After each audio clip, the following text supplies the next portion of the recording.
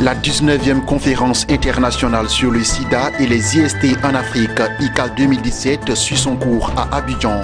Lors d'une session organisée ce mardi, les premières dames d'Afrique ont exhorté les gouvernements à donner la priorité budgétaire aux programmes nationaux ciblant entre autres l'accès des adolescents aux services de santé. Des start-up françaises étaient récemment en prospection en Côte d'Ivoire. Leur objectif, s'imprégner des réalités ivoiriennes pour déployer des solutions technologiques pour l'éducation et la formation. Bonsoir à tous et à toutes et bienvenue sur Business 24 Africa.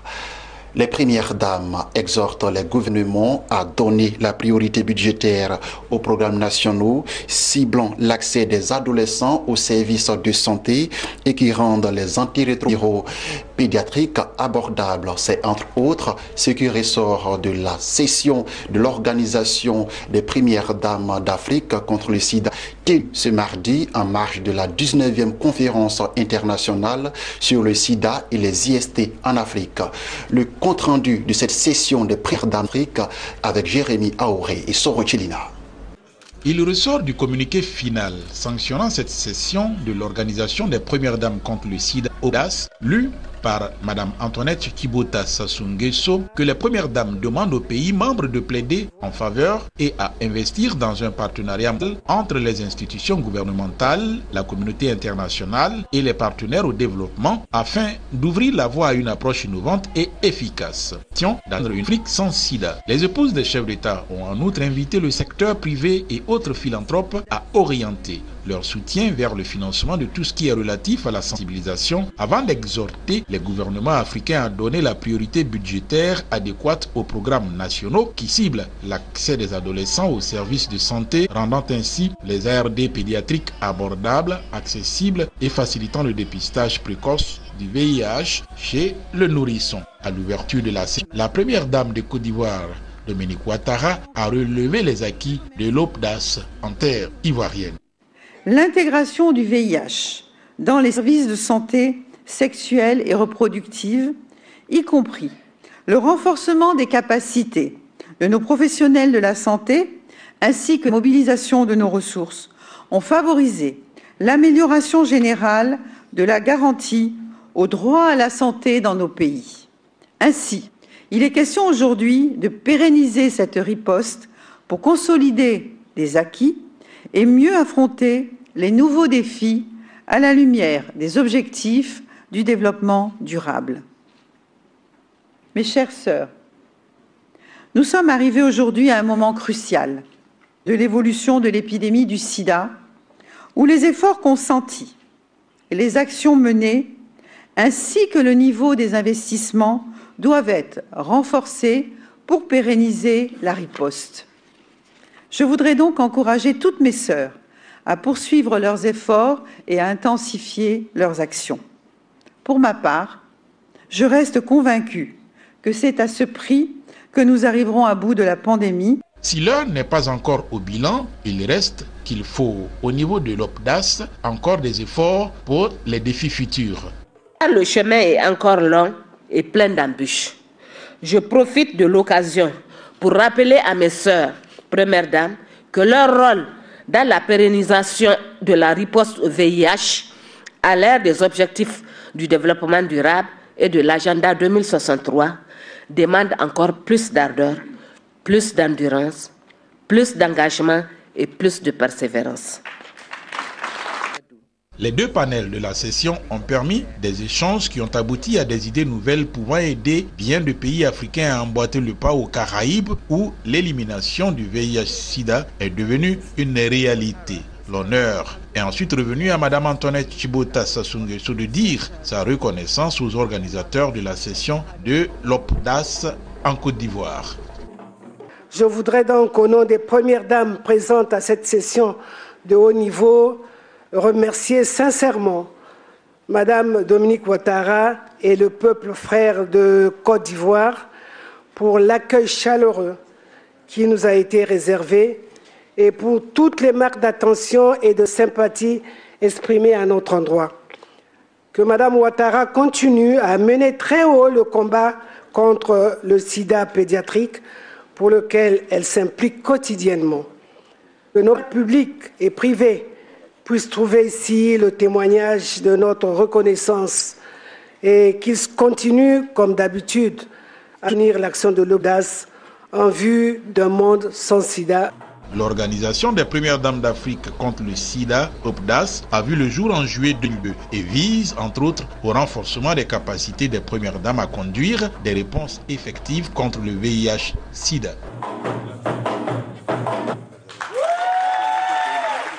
La 19e conférence internationale sur le sida et les IST en Afrique suit son cours en Côte d'Ivoire jusqu'au 9 décembre prochain.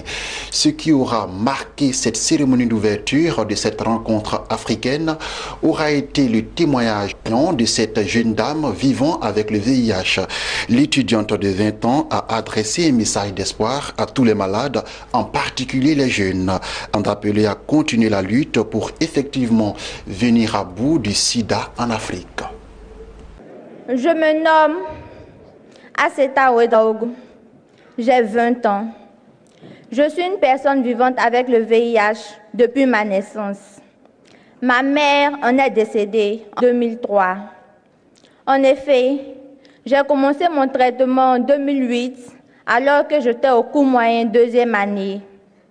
Seulement 2 ans après, curieuse de savoir pourquoi j'étais encore sous traitement alors que j'étais apparemment bien portante, mon médecin m'a révélé mon statut.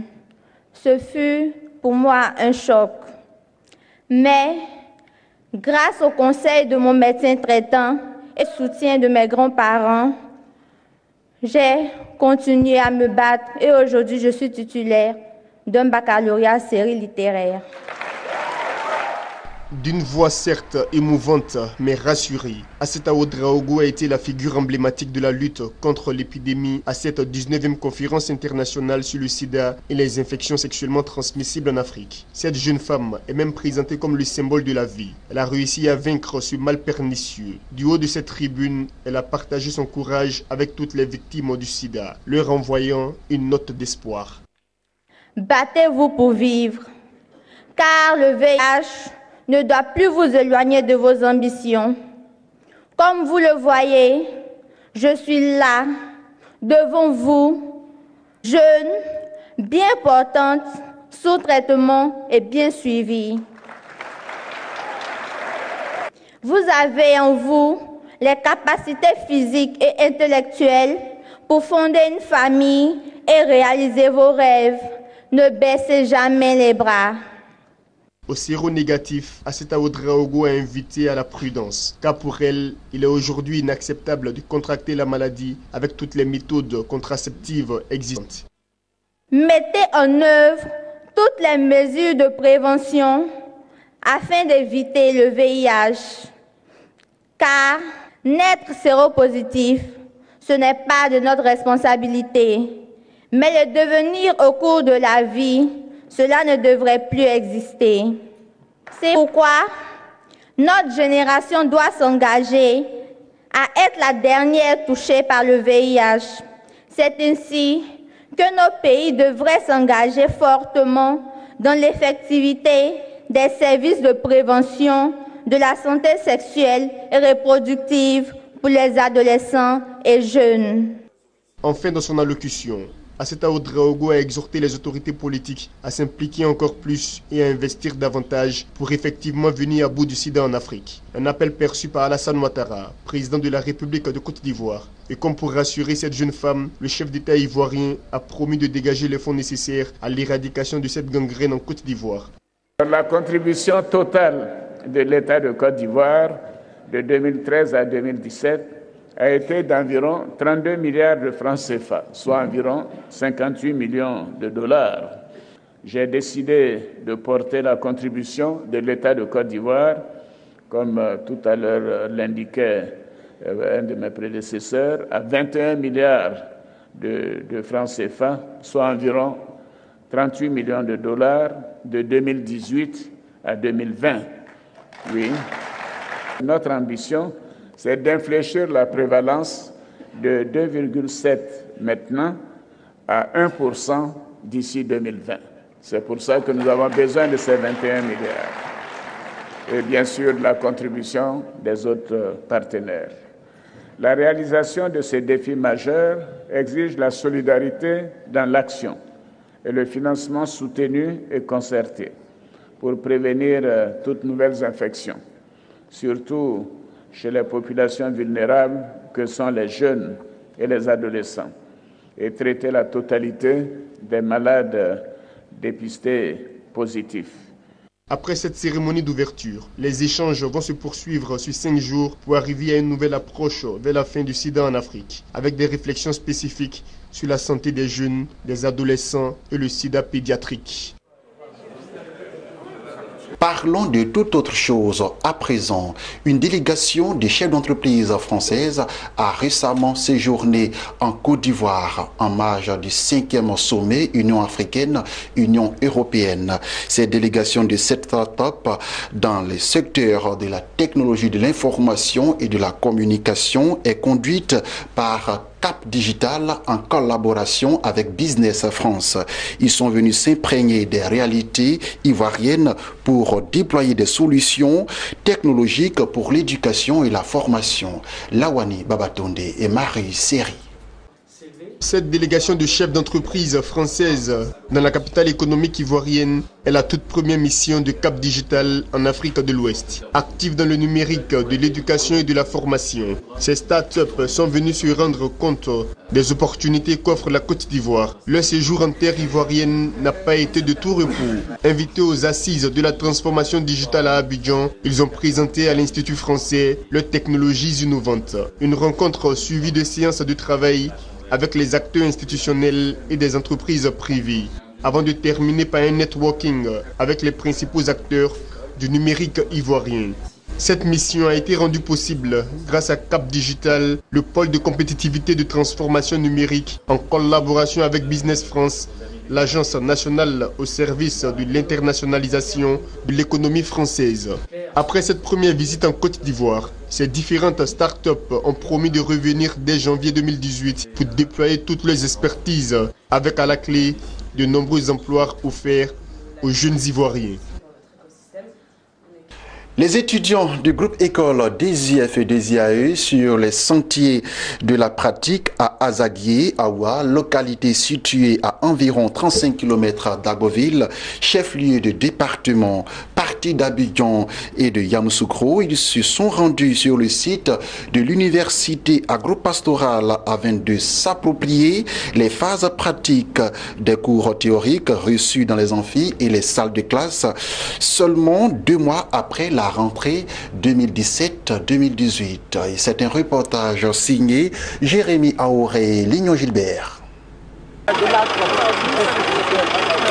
Ce sont 40 étudiants de la filière génie civil de Yamoussoukro d'une part et 39 autres de l'option animale d'Abidjan d'autre part, tous du groupe école 2IFE 2IAE, l'école des entrepreneurs, qui ont débarqué sur les chantiers de l'université agricole d'Azaguié-Awa dans le département d'Agboville. Objectif, se soumettre à la phase pratique des cours théoriques reçus en amphi et autres salles de classe avant les examens intra visant à tester le système pédagogique de l'école seulement 8 semaines de cours après la rentrée. Sur le terrain, une fois le briefing terminé, les élèves sont mis face aux réalités. D'abord, pour la filière option génie civil.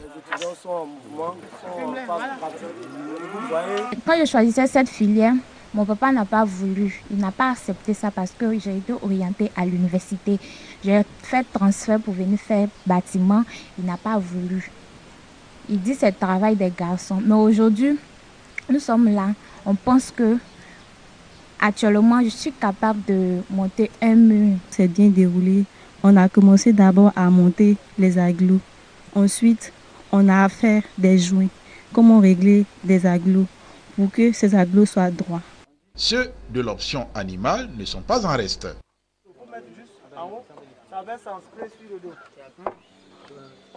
Comment reconnaître le bétail, s'exercer à la canalisation et prodiguer les soins nécessaires aux animaux? Tout y passe. Après les cours théorie avec les professeurs, nous, le groupe des IAE, dispose des fermes de support pédagogique pour lesquelles les étudiants viennent faire la pratique. Ce matin, nous sommes dans le parc à Limalié avec nos étudiants pour faire des traitements sur les animaux. Qui veut aller loin, dit-on, ménage sa monture. Cette sortie, consacrée à la pratique ponctuée d'échanges avec les encadreurs, semble davantage galvaniser les apprenants. Véritable surprise pour cette sortie de travaux pratiques, c'est l'arrivée de responsables de l'agence emploi jeunes sur les lieux. Nous avons des partenaires qui nous ont offert des offres de stage. Il était aussi important de trouver les étudiants pour venir occuper ces postes de stage.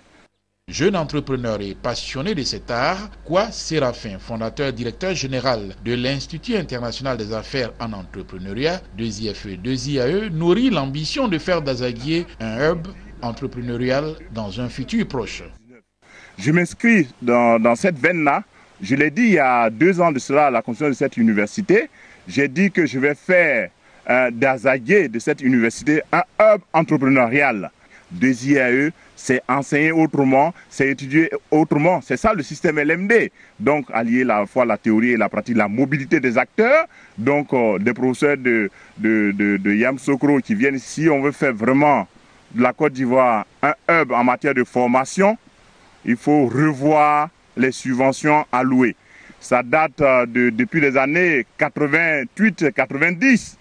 Et tenez-vous bien, pour les étudiants que l'État nous a fait dans le domaine du tertiaire, on est à 300 000. Là où l'UNESCO exige 1,2 million. En termes de session, nous sommes prêts, on est prêts. On se met à la disposition du gouvernement pour insérer les jeunes. Former des cadres capables de créer et diriger des PME-PMI à valeur ajoutée, former des entrepreneurs avec des projets bancables et former des ingénieurs qualifiés sont entre autres quelques missions du groupe École 2IFE, 2IAE. Parlons à présent des collectivités locales. L'Interafricaine de communication et de sondage, ICS, a élu le premier magistrat de la commune de Transua, meilleur maire des villes de l'intérieur de la Côte d'Ivoire. Cela au titre de l'année 2017. Tano Kwambena Isaac a reçu son prix en présence de quelques-uns de ses pairs ainsi que des ressortissants de sa localité. C'est un reportage signé Lawani Babatunde Marie Seri.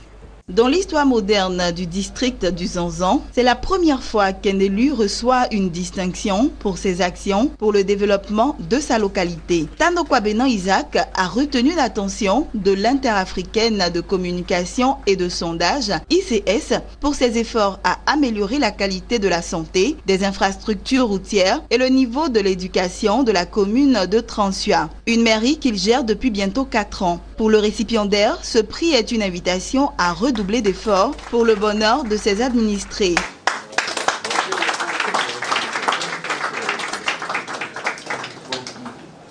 Je suis habité par un sentiment de joie et aujourd'hui nous devons continuer pour que nous puissions avoir le goudron pour délivrer complètement Transua. Deuxième action, c'est les écoles, faire en sorte que les écoles marchent au mieux pour que nous ayons des enfants qui sont à la pointe de la technologie, à la pointe de l'éducation pour relever le niveau pendant que nous sommes là et après nous. Troisième élément, c'est l'eau, c'est la santé que nous voudrons travailler de sorte que nos populations aient la santé pour qu'ils puissent, leur productivité puisse augmenter.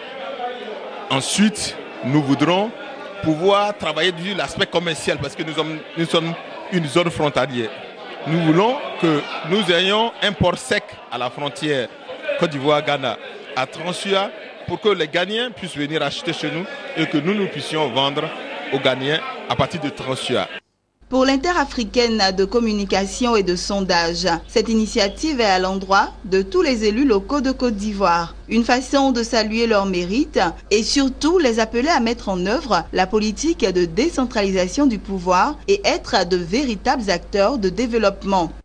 C'est un appel fort que nous lançons à tous les acteurs de développement local, les maires, les présidents de conseils régionaux, pour que ceux-ci consacrent effectivement le budget qui leur est alloué au développement des populations locales.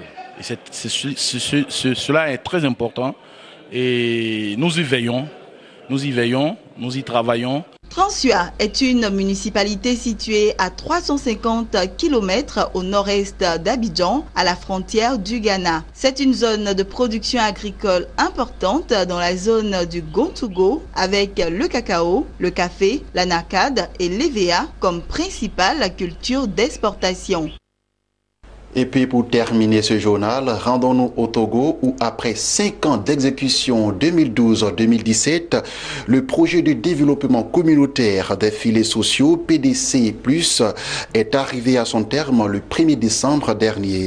Financé par la Banque mondiale à hauteur de 14 milliards de francs CFA, il a permis à des communautés défavorisées un meilleur accès aux infrastructures de base et aux filets de protection sociale. Ce programme ayant porté ses fruits, Joël Boussinger, représentante résidente de la Banque mondiale au Togo, a annoncé que son institution a approuvé le financement de 2 nouveaux projets de ce type en faveur du pays.